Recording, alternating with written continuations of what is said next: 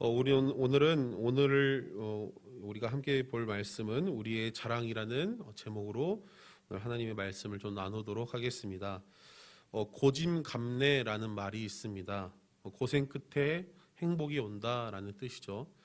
열심히 공부를 하거나 일하는 사람들에게는 결국에는 좋은 결과가 찾아오니 열심히 기다리라라는 말과 같습니다.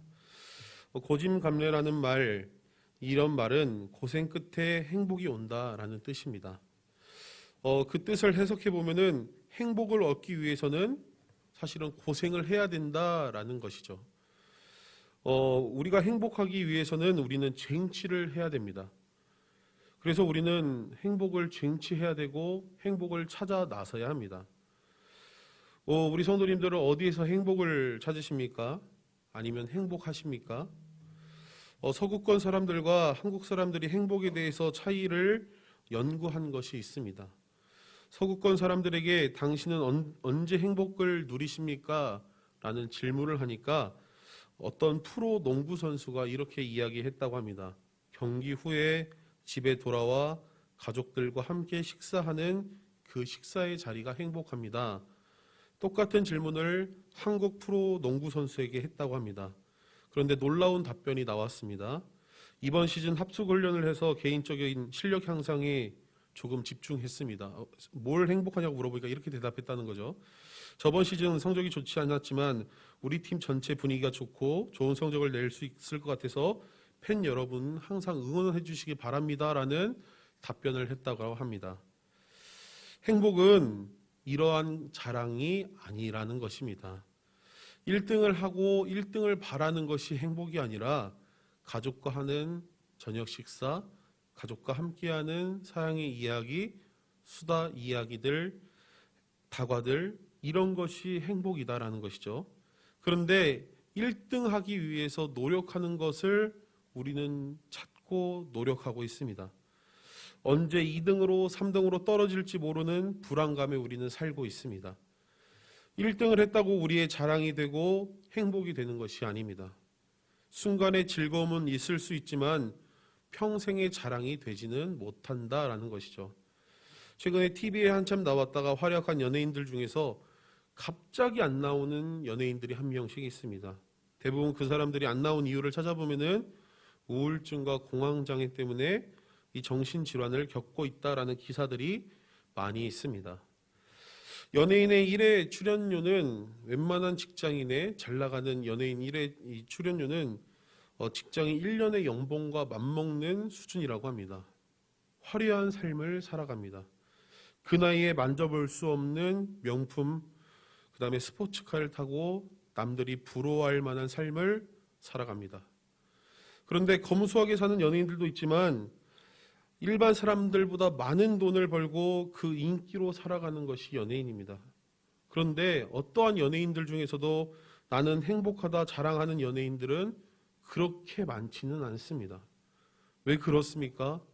모든 사람들이 선망의 대상이 되고 모든 사람들의 자랑거리가 되는 이 사람들이 왜 나는 행복하다라고 이야기하는 사람이 아무도 없습니까? 자신의 자랑거리가 잠시 후에 거품처럼 사라져버릴 행복이라는 것을 알고 있기 때문에 이 사람들이 그렇게 많은 정신적인 질환을 겪고 힘들어한다라는 기사들을 본 적이 있습니다. 고린도후서 1장 12절 앞에 말씀들을 보면은 바울이 하나님께 감사와 송축을 합니다. 바울이 전도 여행 중에서 얼마나 많은 자랑할 만한 사건들이 있었겠습니까? 고난 중에서 하나님께서 위로하여 주시고 선한 길로 인도하여 주시는 그 하나님께 감사하며 하나님을 찬양하며 나아갔습니다. 고린도 후서 1장 5절 말씀 우리 함께 좀 읽어보도록 하겠습니다. 그리스도의 고난이 우리에게 넘치는 것 같이 우리가 받는 위로도 그리스도로 말미암아 넘치는도다. 아멘. 바울이 사역들을 통해서 이 전도들을 통해서 성령의 역사하심들을 경험합니다.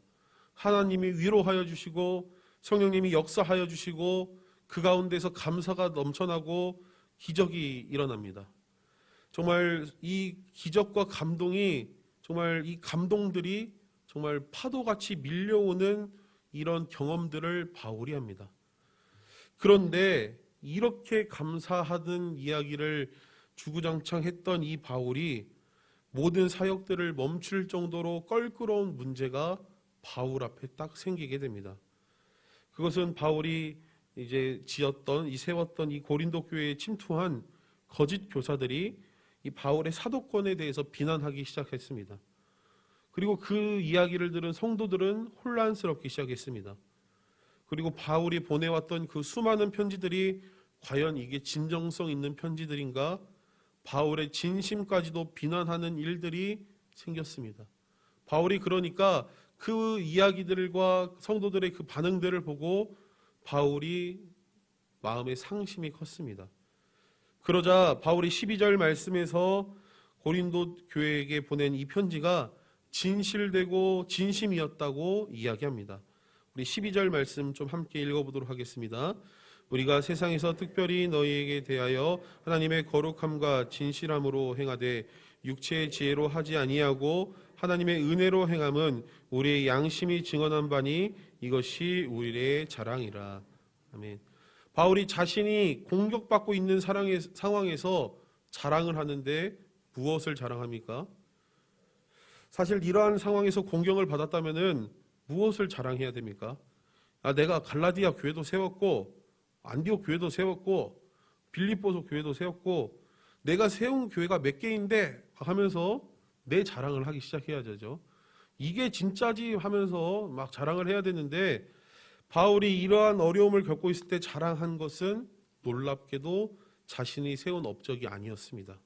하나님의 은혜를 자랑하고 있습니다. 육체의 지혜로 권면하는 것이 아니라 하나님의 은혜로 행했다고 12절 말씀에서는 말씀하십니다. 자랑은 언제 합니까?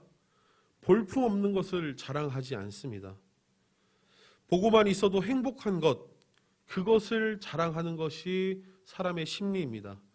물어보지 않아도 자랑합니다.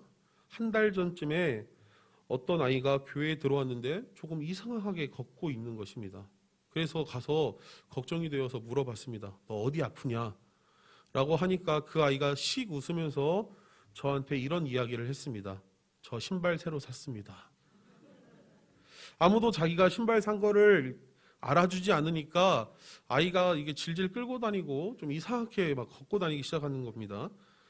왜 저렇게 걸을까 해서 물어봤더니 나 신발 새로 샀다라고 이야기했습니다. 우리는 무언가 자랑할 때는 별로 중요하지 않은 것을 자랑하지 않습니다. 새로 산 신발, 새로 산 것들, 내가 지금 가장 중요하게 여기는 것을 자랑합니다. 우리는 무엇을 자랑했는가가 중요합니다. 그 사람의 인생에서 무엇을 자랑했는가에 따라서 그 사람의 수준을 알 수 있는 것이죠.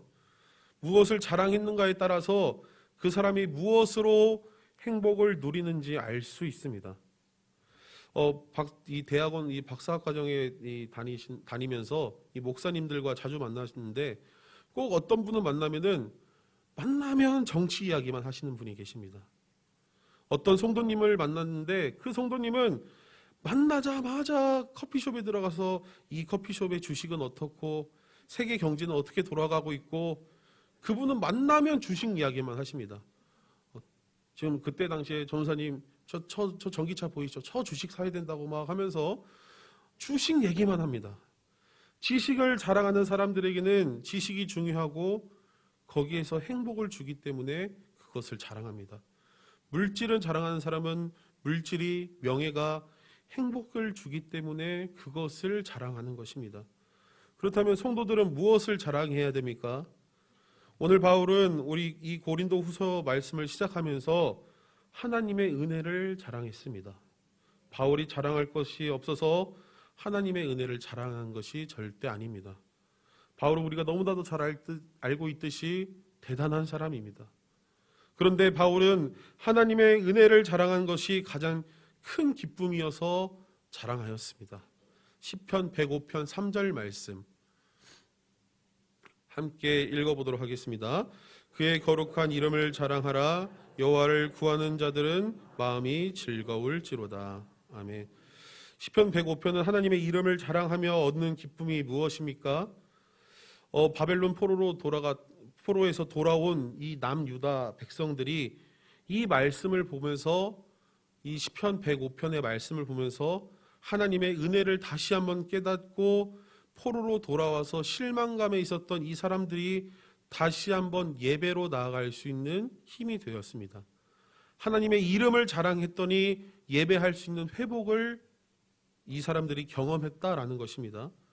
포로로 돌아와서 다시 하나님이 되는 귀한 회복과 치유의 역사가 하나님의 이름을 자랑했더니 이 포로로 돌아왔던 하나님의 백성들에게 있었다라는 것입니다.